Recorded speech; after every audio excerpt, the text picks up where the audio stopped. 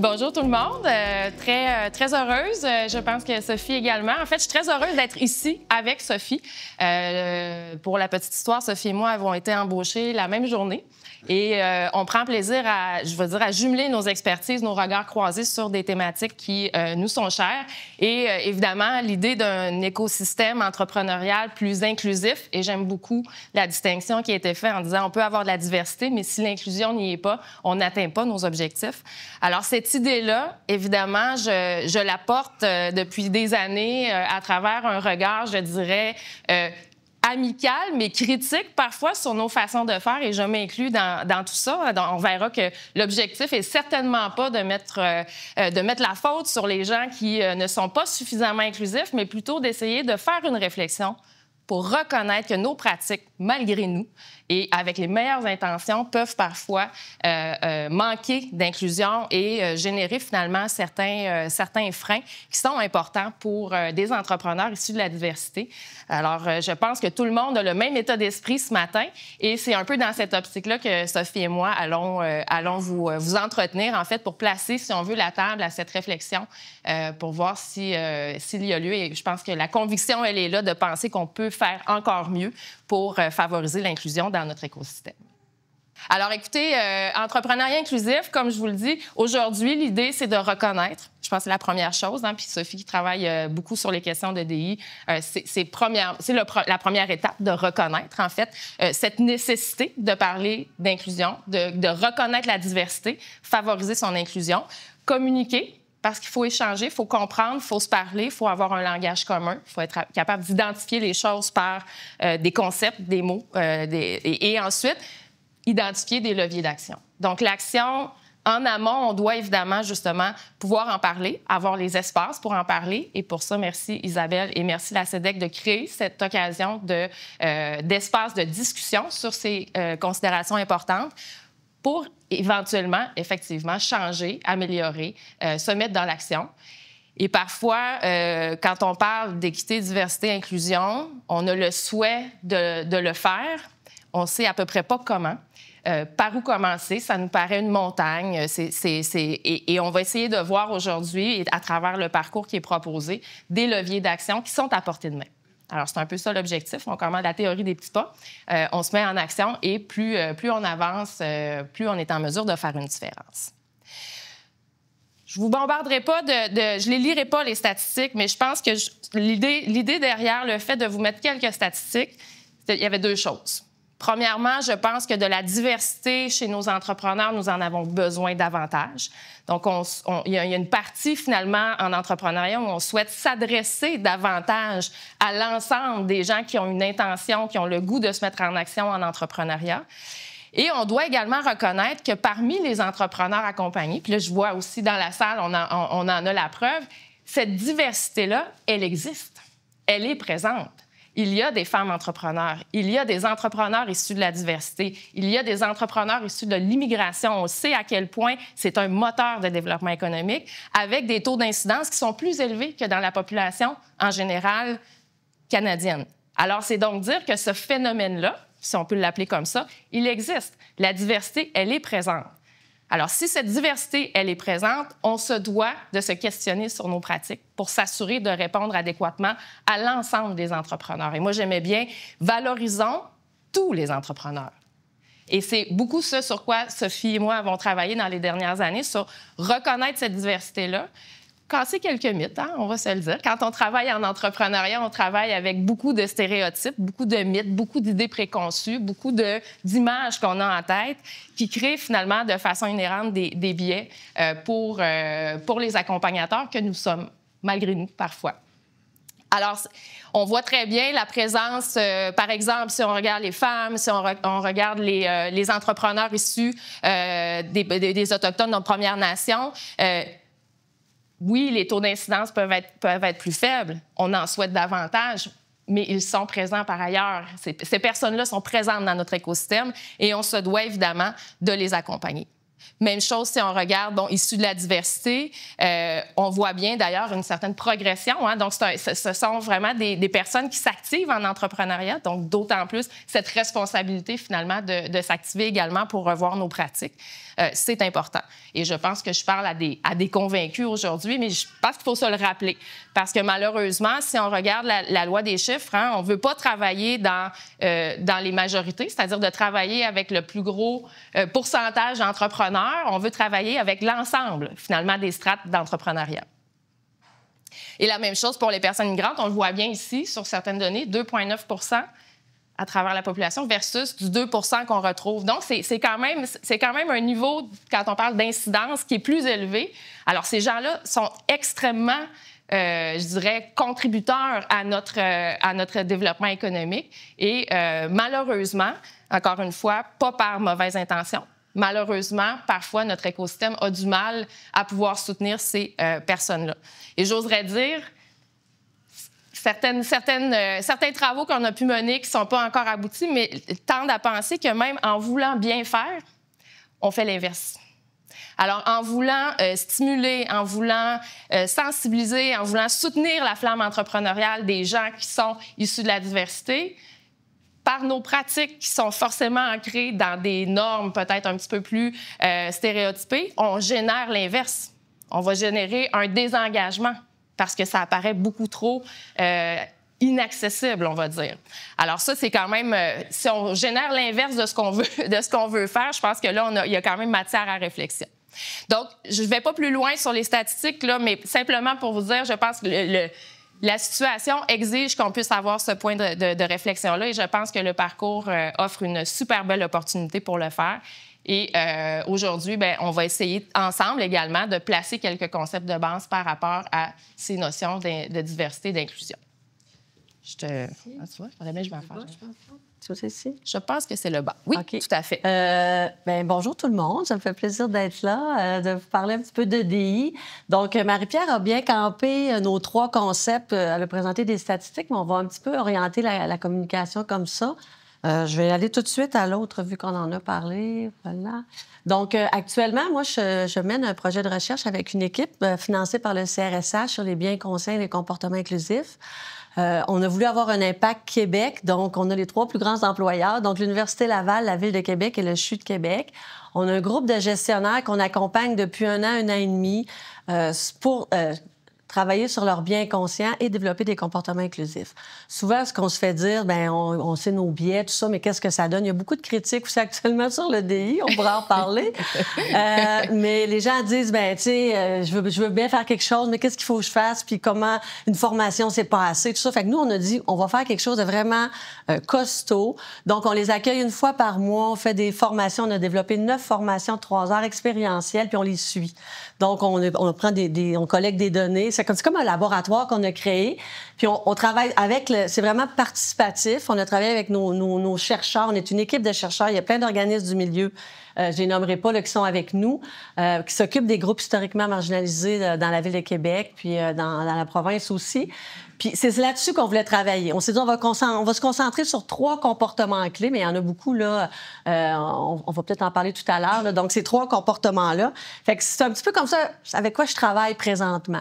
Donc, reconnaître la réalité des groupes, qu'est-ce que ça veut dire? Parce que les recherches montrent que si on connaît pas la réalité des groupes, les groupes historiquement marginalisés, que ce soit les premiers peuples, les femmes, moi, vous les connaissez, puis on n'aime pas ça les catégoriser, là. On se fait souvent dire qu'on essaie de mettre le monde dans des petites cases. On peut en parler aussi. Mais si on connaît pas la réalité, puis c'est sûr qu'on peut pas, on part de là pour après ça travailler avec les gens à ce niveau-là. Donc, si on connaît pas ces réalités-là, on a des préjugés. Puis tout le monde en a des biais, on va en parler tout à l'heure. Donc, c'est important pour nous de travailler là-dessus. Fait qu'il y a des 3 heures de formation sur chaque groupe et tout, puis on développe ça.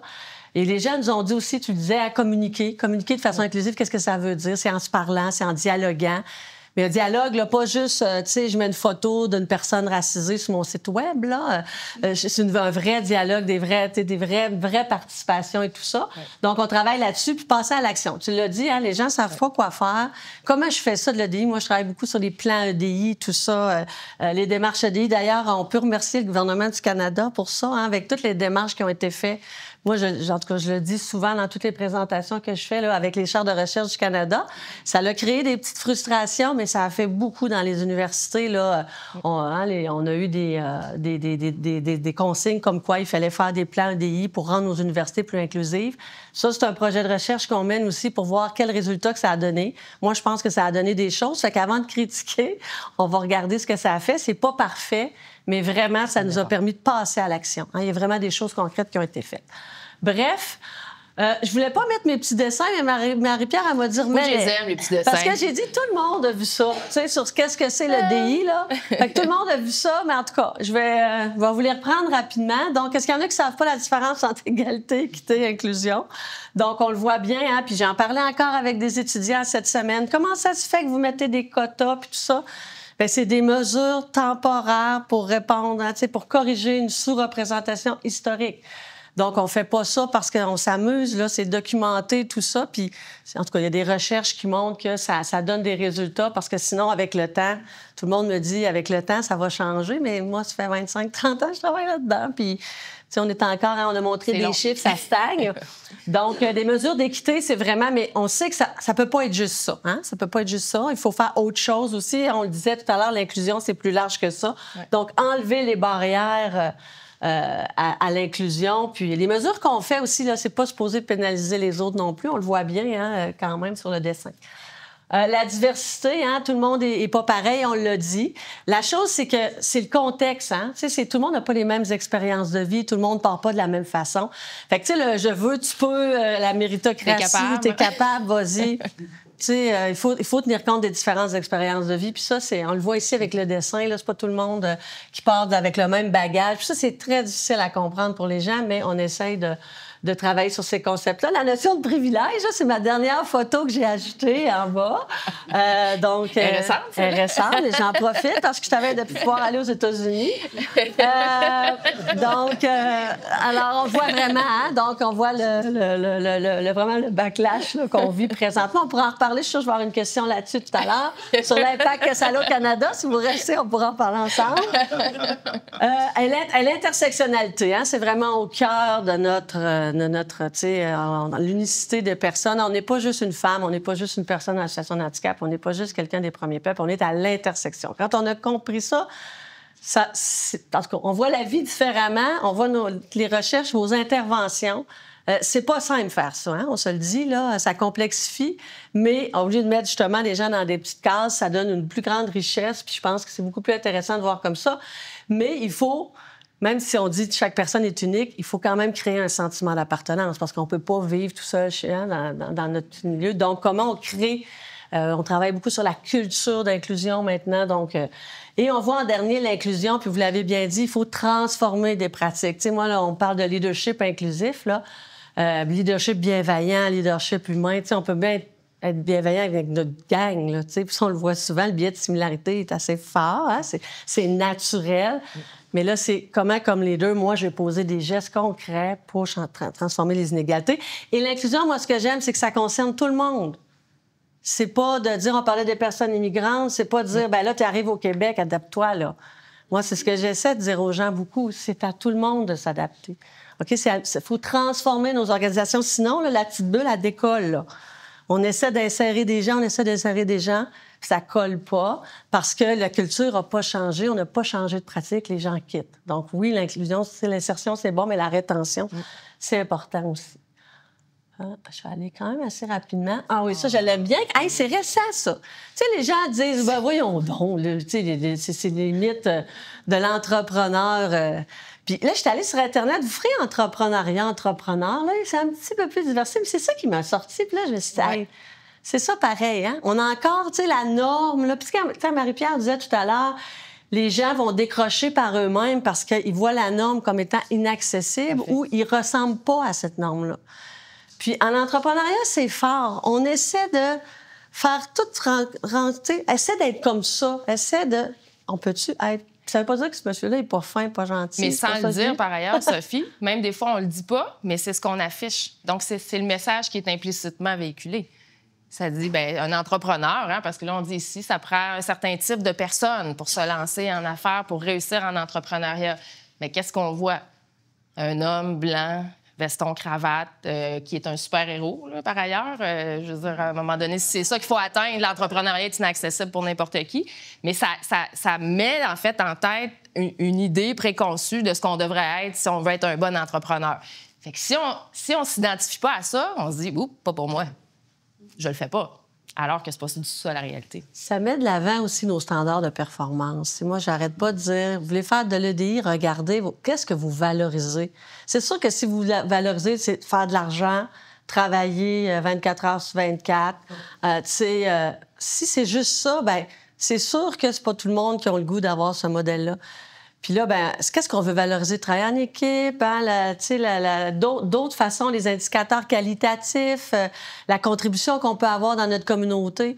Mais ça, si l'organisation le reconnaît pas, ben qu'est-ce que ça donne? Ça va être encore du beau bénévolat, puis ça va être bien beau le DI. Mais donc, il faut un peu aller plus loin et réfléchir sur ces standards-là pour un peu, après ça, que les gens se retrouvent plus facilement. Sinon, puis c'est vrai pour mon université, hein, nous autres, ce qui est valorisé, publié dans des grandes revues, tout ça, c'est ça, là. Mais à un moment donné, est-ce qu'on peut questionner ça? Puis automatiquement, ça va inclure plus de gens que si on reste toujours dans cette norme-là de grande performance. Mais même nous, moi, je me fais traiter de communiste des fois quand je vais dans le milieu de l'entrepreneuriat parce que là, on était rendu trop social. C'est comme, je suis le bouclier protecteur. Je m'en vais avec elle parce que là, le monde, ben là, franchement, là, c'est correct de faire de l'argent. Puis on n'est pas en train de dire que c'est pas correct de faire de l'argent. Exact. Mais y a-tu juste ça, tu sais? En fait, le problème de la diversité, bien, pas le problème de la diversité, mais l'enjeu de la diversité, c'est que si on veut reconnaître une diversité d'entrepreneurs, on doit reconnaître une diversité d'objectifs que ces entrepreneurs-là ont à travers l'activité entrepreneuriale. Puis les objectifs peuvent être vraiment variés, de différentes natures. Et c'est sûr que si on a un système très normé où on n'a que des indicateurs extrêmement ciblés de performance, bien, on passe à côté d'une panoplie de très belles entreprises qui créent de la valeur. On parle de valeur économique, mais il y a de la valeur sociale, on parlait d'environnement. Donc, il faut avoir une conception très large de cette création de valeur-là pour reconnaître les différents modèles. Bien, je pense qu'on peut passer rapidement, mais simplement vous dire que ça a été peut-être notre premier, quand on a travaillé, Sophie et moi, entre autres, sur déconstruire les mythes pour mieux accompagner une diversité d'entrepreneurs. C'est ce qui nous animait beaucoup, de mettre en lumière, en fait, les différents mythes qui sont plus ou moins conscients, qui sont plus ou moins explicites dans notre écosystème entrepreneurial, notamment, que ce soit sur la motivation, le développement des compétences, c'est suffisant pour entreprendre. Hein? C'est un peu, si tu veux, tu peux, puis organise-toi, va te chercher les outils. La réalité, c'est beaucoup plus nuancé que ça. Il y a beaucoup d'autres facteurs, vous le savez, puis si vous travaillez en entrepreneuriat, vous savez bien qu'il y a un ensemble de conditions qui viennent aussi orienter ça. Là, j'entends un beau bébé depuis tantôt. Donc, pas d'interférence entre la situation personnelle et familiale et le projet d'entreprise. Hein? Tu sais, la perception old school de, bien là, on travaille, voici ton projet, tu devrais te concentrer là-dessus. Puis on le voit, moi, je travaille beaucoup avec l'équipe de mentors, notamment, qui veulent évoluer dans leur façon d'aborder ça. Parce que c'est pas de la mauvaise intention, c'était le modèle qui était vraiment mis de l'avant. Un seul modèle, on en a parlé, donc il n'y a pas juste un modèle d'entrepreneuriat. Tous les secteurs d'affaires sont accessibles à quiconque veut entreprendre. Hein? Puis là, on le sait, on ne veut pas. Il y a toute une sphère de technologie, d'entreprises scientifiques, d'entreprises innovantes. C'est extraordinaire. Puis là, on pourrait avoir un débat sur les femmes en sciences. Bref, il y a toutes sortes d'enjeux qui tournent alentour de ça. Il faut comprendre que quand on oriente, en fait, que ce soit des subventions ou de l'aide sur certains secteurs, bien, par la force des choses, on va laisser de côté un certain nombre d'entrepreneurs. Donc, on parlait du contexte, les risques, hein, les femmes ne prennent pas de risques, les femmes n'ont pas des objectifs de croissance, les femmes ne veulent pas performer de la même façon. Attention, c'est pas ça, c'est beaucoup plus nuancé que ça. Même chose, on parlait de la performance, les réseaux d'affaires. Hein, les femmes, ça réseaute moins. Bien oui, ça réseaute moins quand on fait ça sur un terrain de golf le dimanche après-midi, mais les femmes ont peut-être besoin d'espaces différents de réseautage. Donc ça aussi, c'est une notion. Hein? On fait plein d'activités de réseautage. Est-ce que nos activités de réseautage sont accessibles aux gens qu'on cherche à inclure?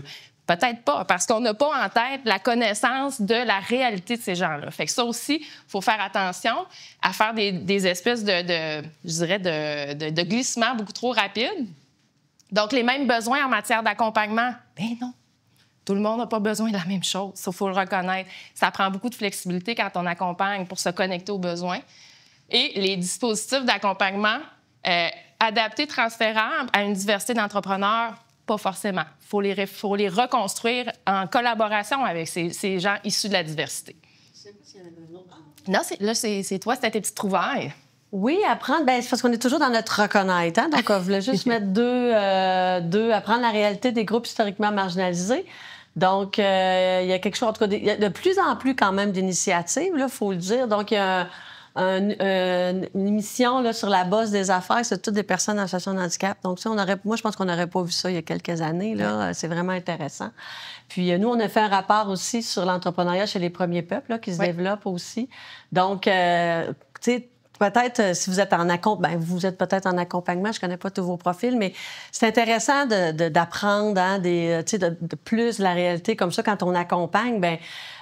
Puis on ne sait jamais tout, là. Puis souvent, les gens des groupes aussi nous disent, hein, tu crées une relation avec eux autres, puis si tu le sais pas, tu vas le demander. Moi, les gens ils me disent, là, on ne sait plus quoi dire, on ne sait plus quoi pas dire, puis c'est bien compliqué. Non, mais quand on est avec les gens, on établit des relations, on s'intéresse, là. Les gens discutent avec nous, puis s'il y a quelque chose, demandez-nous-le. Puis ça, c'est un des biais. On prend beaucoup la décision à la place des autres. Là, on pense que, moi, je te connais, je pense que c'est bon, je sais comment tu penses, puis je te le demanderai même pas, là, parce que ça va t'éviter de me dire non, peut-être, là, ou pas être capable de le faire. Non, tu sais. Fait que beaucoup de façons de découvrir ça. Puis ça, c'est venu beaucoup, là, je sais pas si vous avez suivi le Fadi Daguerre avec la police de Longueuil. Oui, c'est Longueuil, qui est rendu au SPVM, là, qui faisait faire l'immersion de 5 semaines à ses policières. Moi, les gens qui me disent on n'a pas le temps de faire de la formation, on n'a pas le temps... Tu sais, quand tu es policier, tu as le temps de passer 5 semaines... Je pense qu'il y en a d'autres qui ont le temps aussi, là. non, mais je veux dire, souvent on me dit on peut pas ci, peut pas ça. Mais c'est parce que si tu veux pas apprendre, là, puis tu veux faire ça vite, là, la solution, les 10 étapes, moi, je l'ai pas, là, tu sais. Fait qu'il faut... moi, j'ai des gestionnaires du CHU, là. J'ai quelqu'un qui gère, Corinne est là, direction de service aux soins infirmiers, bloc opératoire. Ils viennent à tous les mois s'asseoir 3 heures avec nous autres. Fait que moi, je me dis ça, eux autres, ils ont le temps aussi. Donc, tu sais, trouvez votre façon à vous de le faire, mais investissez un peu de temps. Moi, je pense que ça va être gagnant. Puis au bout du compte, c'est cette contribution pour changer aussi les mentalités, les façons de faire. Ça, Marie-Pierre, je te laisse, c'est tellement petit. Oui, bien, en fait, regardez pas, écoutez-moi, on va dire ça comme ça.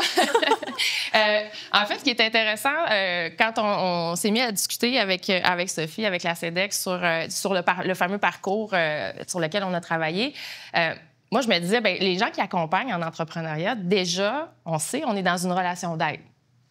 On se soutient, on aide, on accompagne. Donc, par la force des choses, ce métier-là qu'on aime, ce métier-là qui nous a amenés à vouloir aider des gens dans leurs rêves, dans leur parcours, dans leur je vais dire, aventure entrepreneuriale, bien, il y a une certaine connexion. C'est un pas de plus. C'est comme une continuité parce que Sophie l'a bien dit, aller à la rencontre des gens, comprendre leur réalité, comprendre le contexte d'où ils sont issus. C'est un peu naturel, finalement, quand on accompagne, si on prend la peine de penser qu'on a peut-être sans le vouloir, finalement, des idées préconçues, on fait des a priori et tout ça. Et c'était simplement pour mettre en lumière, ici, c'est un programme, le programme APEC-IBIS, c'est une accréditation aux conseillers. C'est un projet sur lequel on avait travaillé il y a quand même un bon bout de temps où on a formé, finalement, un peu à travers le Canada, notamment dans la communauté francophone, des conseillers au PME. Et à l'intérieur de ça, il y a des compétences qui sont déjà là.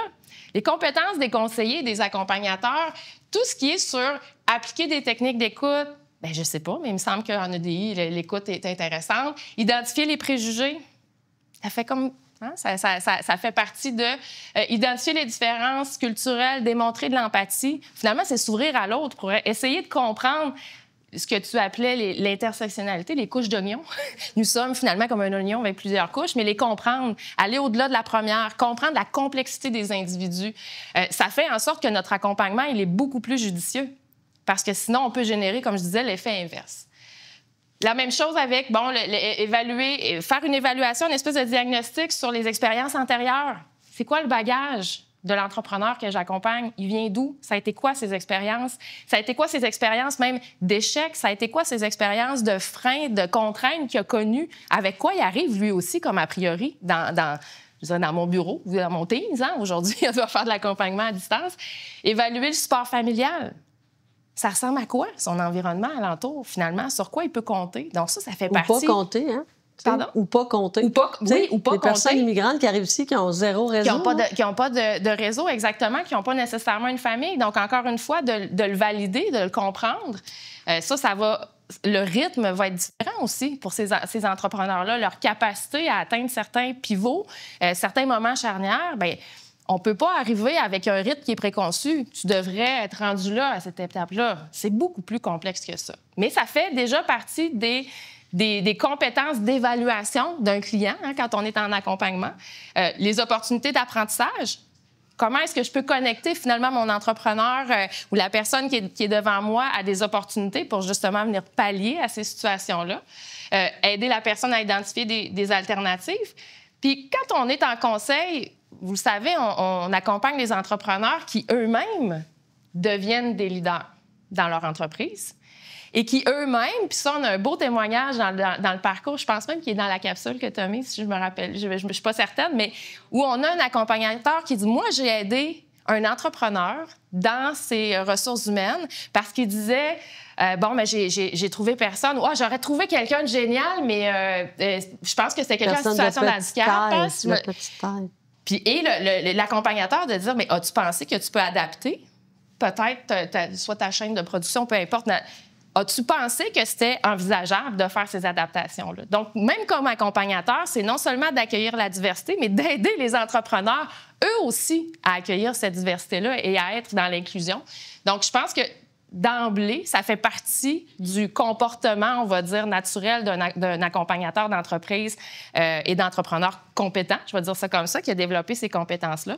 Et pour moi, d'être dans une logique de DI, c'est la prolongation, finalement, de ces compétences-là qui sont déjà présentes. Fait qu'on part pas de zéro. On capitalise sur des choses qui sont déjà là. On parlait des biais, donc je vais faire juste un petit bout, mais pas long, parce que j'ai mis le projet de recherche dont on parle, là, on s'est basé sur un livre qu'on a fait avec des collègues qui est en ligne aux presses de l'Université Laval. Donc, vous pouvez le télécharger gratuitement. Si vous voulez aller, ce que je vous ai dit sur le DI, c'est plus expliqué. Puis les biais, comportements, tout ça. Je voulais juste... on a une typologie qu'on a fait exprès là, pour le projet de recherche puis pour le livre. Donc, je voulais juste, parce que j'en parle, des fois, on en parle, puis on en parle beaucoup des biais. Donc, vraiment une typologie à 3 niveaux. Donc, les biais liés à la personne. Des fois, puis ça, les biais, là, il y en a des typologies 50, 100, 150. Nous autres, on voulait donner une espèce de sens à ça en disant, ben OK, c'est quoi les 3, 4 affaires qu'il faut sur lesquelles, tu sais, je vais m'aider à comprendre qu'est-ce que ça veut dire pour moi. Donc, vraiment, tous les biais, là, notre système de croyances, nos angles morts, nos premières impressions, notre intuition. Hein, les gens, des fois, on parle beaucoup de recrutement en EDI ou de... Même vous rencontrez des gens en entrepreneuriat. La première impression, des fois, là, ça va teinter beaucoup... votre intuition de dire, ouais, tu sais, me semble que je ferais ça comme ça, j'ai l'intuition, mais qu'est-ce que ça veut dire, en fait, hein, l'intuition, quand on... des critères... Tu sais, ce que c'est des critères objectifs, l'attraction physique. Et on a tous les biais, j'en ai parlé tout à l'heure, liés au groupe d'appartenance. Donc, on va être porté à aller avec des gens qu'on connaît, le biais de prestige, hein, Puis en entrepreneur, c'est fort. Hein? Un entrepreneur qui a réussi puis il avait de l'argent, hein, c'est tombé un extraordinaire. Je sais pas que c'est pas extraordinaire, mais on valorise ça beaucoup comme, hein, tu sais, c'est tout ce qu'il dit, c'est... là, on en voit qui perdent un petit peu leur étoile, mais bon, ça monte aussi des fois où ça peut aller. Confirmation, effet d'attente. Hein, donc, quelqu'un a bien été une première fois, je vais toujours m'attendre à ce que ça soit bien. Décider à la place des autres, j'en ai parlé aussi. Hein? Puis ça, on entend la personne, je sais pas moi, elle a des charges familiales, tout ça, je confierai pas tel projet ou je vais attendre avant d'y parler.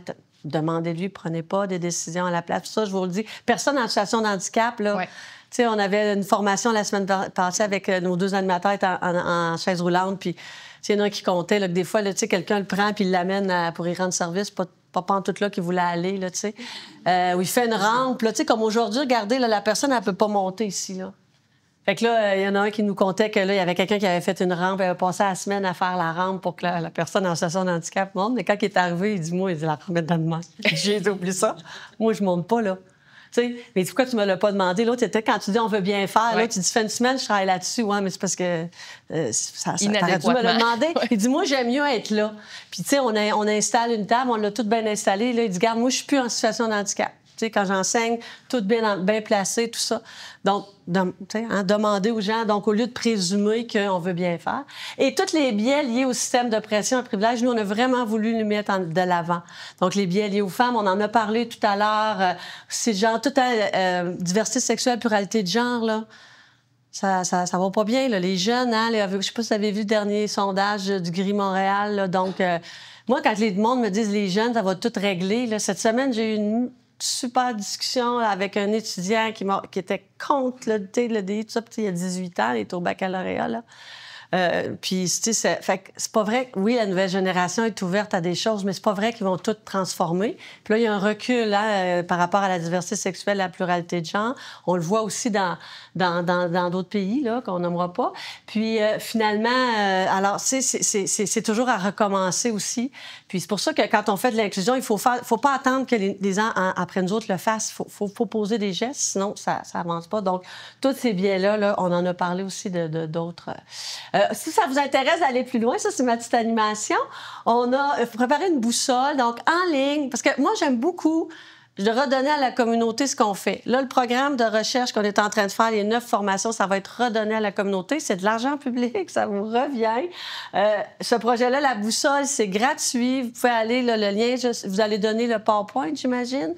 Donc, puis 70 questions, ça va peut-être un exercice d'autoréflexion pour vous aider à voir où vous vous situez puis comment ça peut se traduire dans votre travail. Donc, je vous invite à le faire si ça vous intéresse.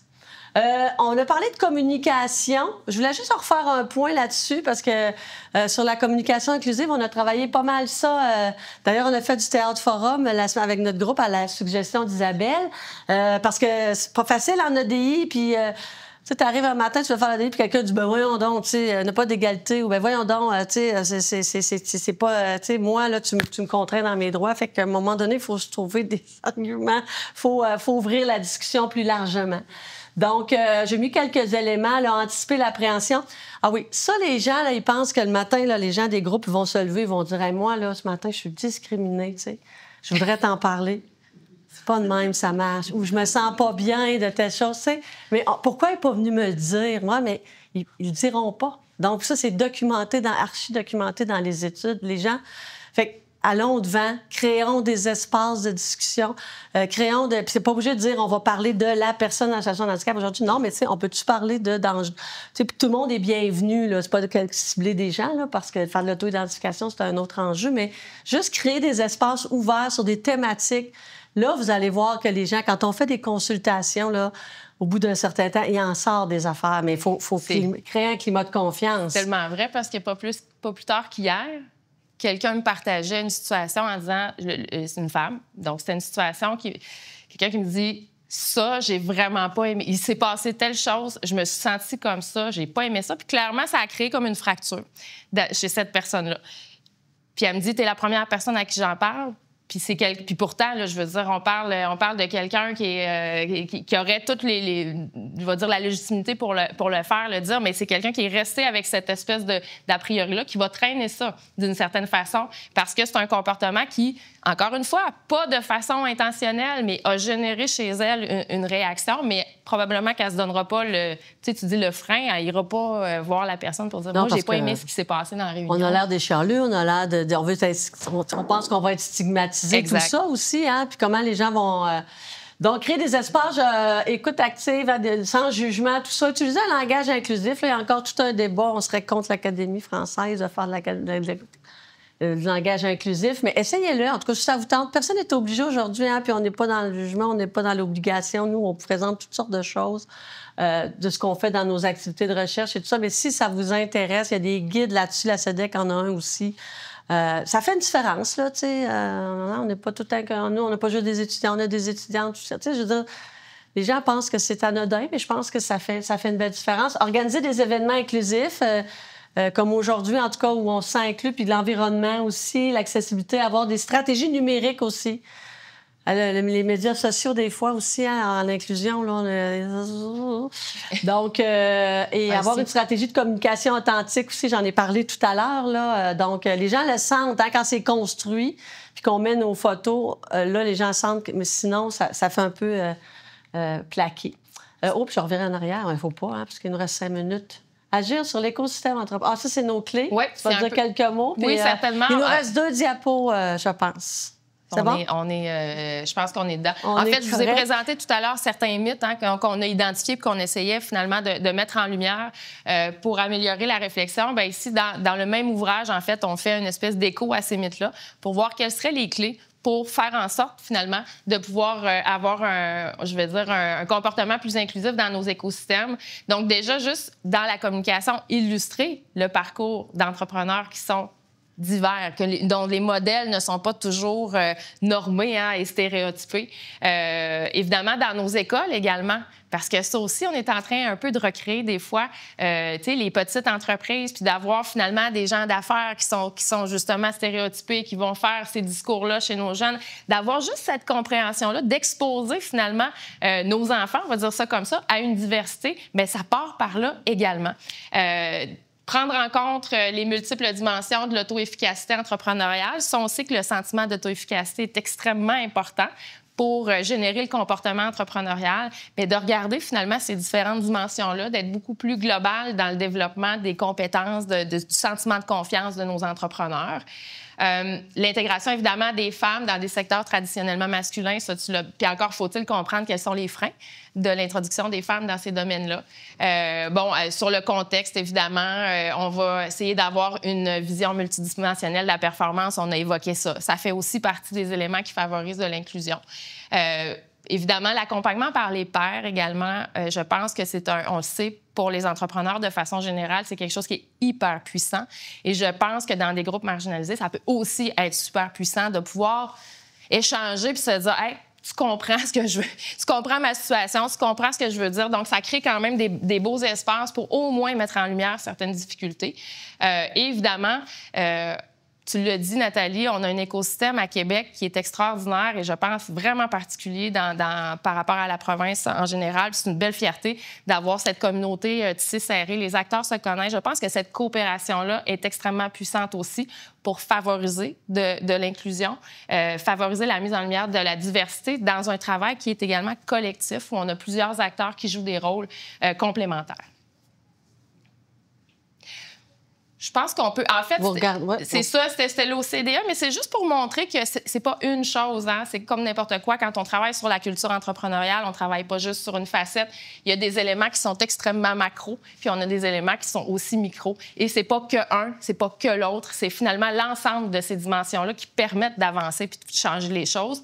Alors, à certains égards, dépendamment où vous êtes un formateur, vous êtes un accompagnateur, vous êtes quelqu'un qui travaille dans les politiques publiques, vous êtes quelqu'un qui travaille.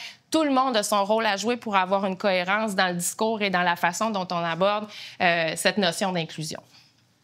On termine avec ça, je pense. Donc, peut-être vous laisser une réflexion. Est-ce qu'on va avoir le temps des questions, des échanges, ou on a trop pris le temps? À la fin des deux. Je ne serai pas là, moi, je pense, mais bon.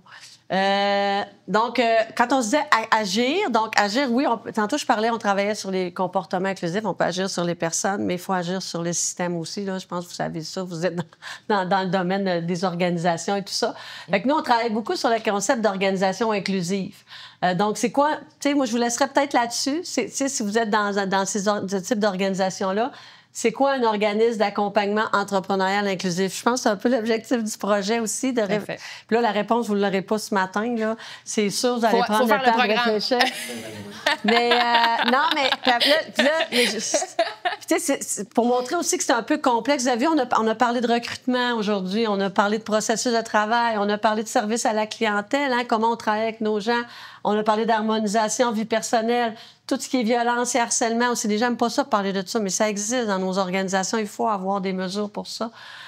Tout ce qui est climat, culture d'inclusion, les mesures d'accommodement, les mesures d'accompagnement des personnes, avoir des diversités au poste de décision.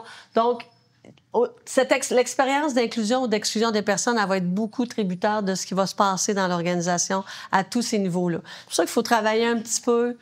Puis peut-être qu'il y a des choses dans votre organisation que vous faites peut-être déjà très bien et que vous allez mettre de l'avant, puis d'autres peut-être là-dessus on doit l'améliorer. Puis je terminerai en disant les parties prenantes, c'est vraiment, on peut pas faire ça tout seul. Vous êtes déjà dans un écosystème. Mais c'est complexe aussi, moi, je vous le dis, là, parce que c'est plus facile de travailler dans notre organisation avec notre monde, réunir des parties prenantes sur des enjeux, prendre le temps, discuter. C'est quelque chose. Là. Moi, les voies de passage. Moi, j'ai travaillé dans des milieux, quand j'ai fait des recherches dans le milieu de la construction, là, quand tu commences à asseoir la partie patronale, la partie syndicale, la partie de gouvernement, la partie de ci, la partie de trois syndicats, là, tu veux changer une mesure, puis tu dois avoir 20 acteurs autour de la table, les entrepreneurs, les types d'entrepreneurs, les types de... C'est pas simple là, de réunir tous ces gens-là puis d'avoir des vraies approches participatives. Fait que moi, ça, c'est, tu sais, je vous décourage pas, mais si vous voulez vraiment entreprendre la démarche puis de consulter les gens, il faut prendre le temps de bien le faire. Puis, la pensée magique, je pense, c'est ça qu'il faut éviter en EDI, comme dans n'importe quoi, hein, de penser que parce qu'on fait une action, tout va être réglé, puis c'est un travail en continu. Je pense que c'est un peu le message qu'on voulait porter, Sophie et moi, ce matin. C'est certainement pas de dire...